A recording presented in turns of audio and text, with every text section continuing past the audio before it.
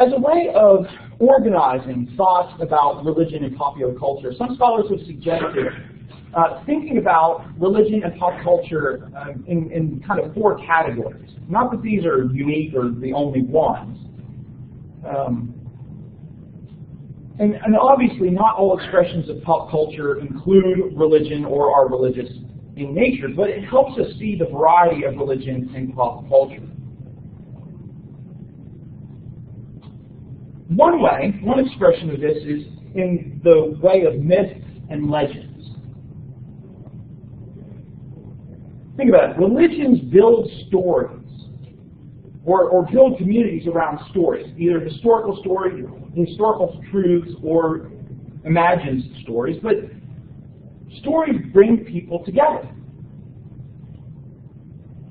Now, pop culture often takes these stories or invents new ones to bind people together. And these myths and legends have profound effects on shaping our culture. So in thinking about popular culture and religion, religion in popular culture, what are some examples that you can think of? And we've talked about some already, but what are some ways that religion influences popular culture in the area of myth and legend?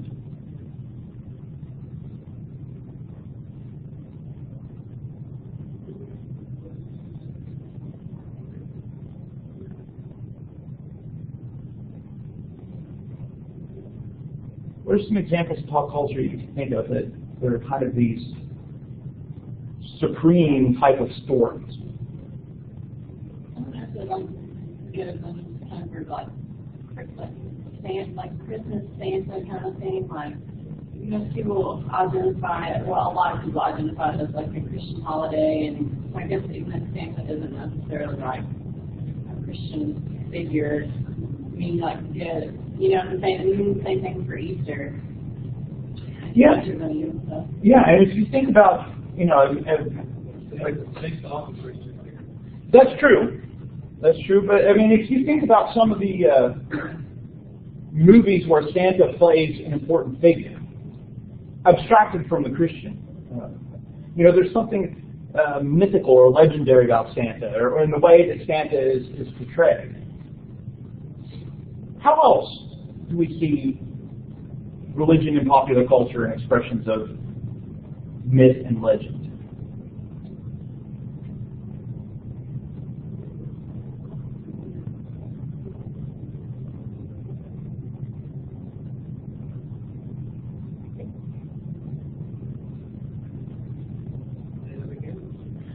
How else do we see religion in popular culture in the form of like myths and legends that are these, you know, maybe a TV show with a huge mythology, or a movie where there's a very important type of mythical type of figure?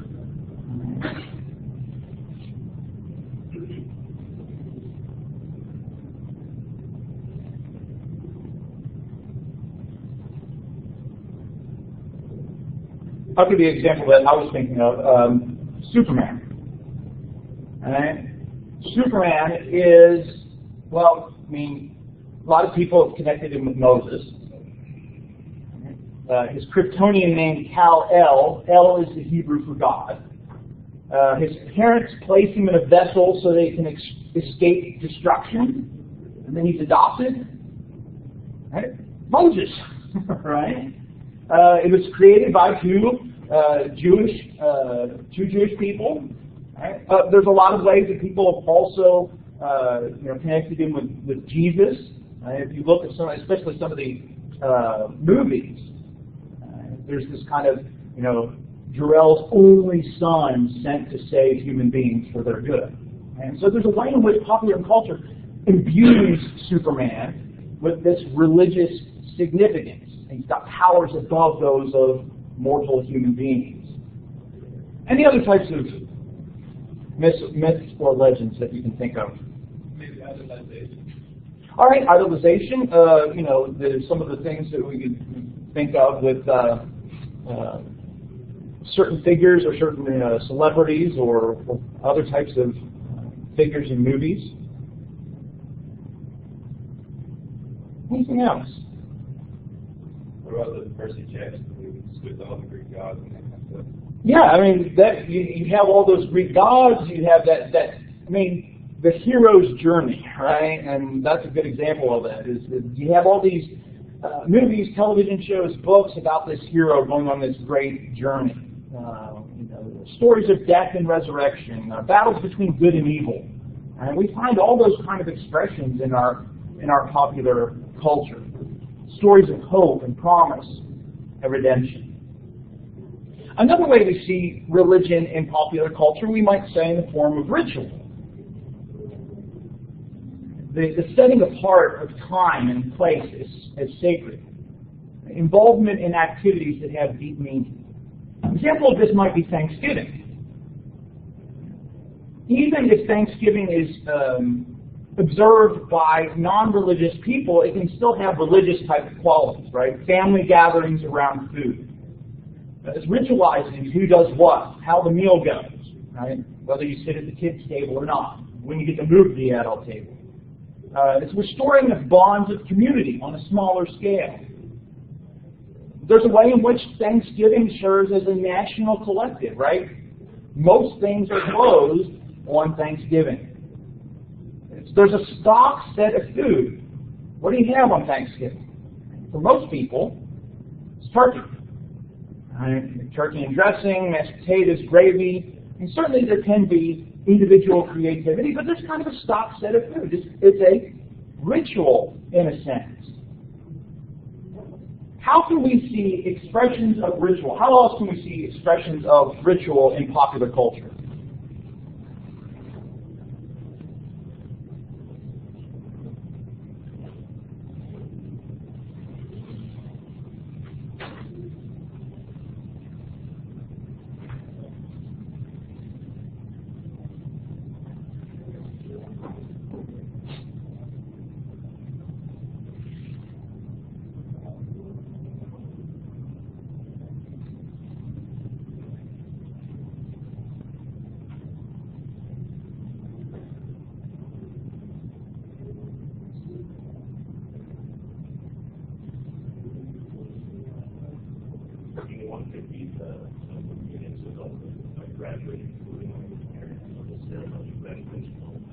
Yeah.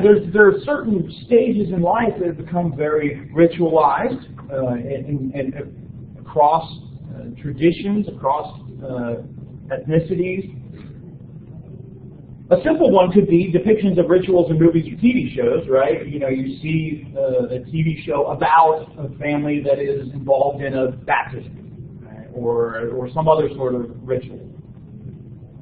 But we can probably think of others as well. It's hard sometimes to just think of these things because I'm asking you to kind of come up with something quickly. But with something like online massive gaming for the hardcore person, would that be ritual in popular culture?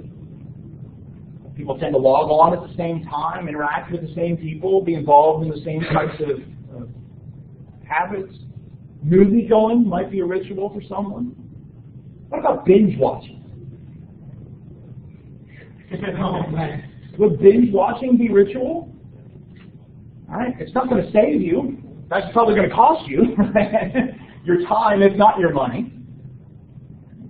So, but there's a way in which there's a ritualized component here. We can also see expressions of religion in popular culture in what we might call spirituality and morality. Shows or movies that have a message. There's an encouragement to the person in the audience to make a moral decision based on the values that are encouraged. Encouraging people to some sort of spiritual reflection or discipline. Now, we can certainly think of religious works. Right?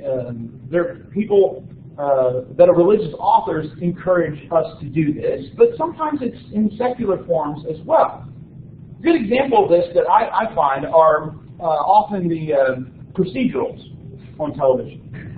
They're usually connected with the police or some other investigating agency. So years ago there was the show Law and Order, and had a couple spin-offs. One of the spin-offs is still on. But a lot of the cases on Law and Order featured debates about morality of a particular issue. Was this good? Was this bad? And then, of course, the moral cops and lawyers versus the immoral criminals, or sometimes the other way around. The immoral police officers and oppressing other people. The question of consequences. But frequently, the audience is kind of left to determine the morality of a particular issue. One rather interesting episode is the episode called Thrill, which is in probably about the middle of the run of Law and Order. It involves a thrill killer. A pair of teenagers order takeout. And so the very beginning is the takeout person trying to deliver the food. He's looking around trying to find the address, turns, and there's this van. Shots are fired out of the van. The person is killed. Right? So who fired the shot? Right? And so they eventually discover these two teenagers that were in the van. They arrest them. But the question is, which one of them fired the shot? Only one of them could have fired the shot that killed this person. And so what they decide to do, what the DA decides to do, is to record the conversations of the visitors that are coming to visit these two teenagers in hopes that one of them will confess. Because if they can get the one to confess, then they can flip the other one on his part. They catch a recording of one of them confessing to his uncle that he did the killing. The uncle tells him to confess and that God will forgive him. They got him, right? Oh, here's the twist. The uncle is a Catholic priest. And so the claim is that he was making a confession which should be privileged information under First Amendment case law, meaning that they cannot use the tape. And so there's this question of the sacredness of the confessional, right? First Amendment rights versus the desires of the state to mete out justice. The Catholic Church wants the DA not to use the tape, but the DA is Catholic, right? And so he wants to use the tape, but he's also kind of getting pressure from his church not to use the tape. And so you have several Catholic characters debating whether they should use the tape or not.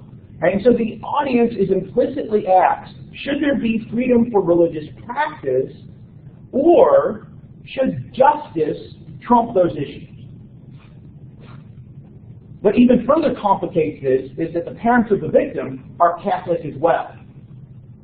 And so here's the Catholic Church saying, don't use this tape, which is preventing the state from bringing justice for their dead Catholic son.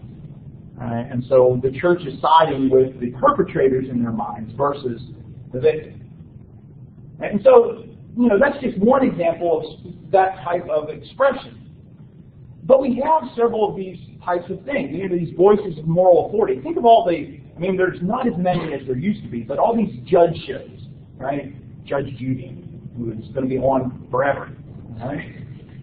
But, even though it's often these ridiculous things that come before these courts, there's still this idea of this is a moral authority who can make these decisions.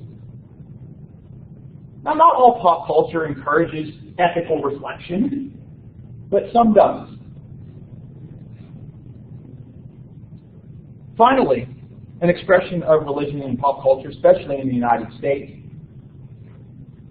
are our institutions. A lot of Americans are anti-institutional when it comes to traditional religion, but a lot of them turn to alternative communities to provide them benefits similar to religions.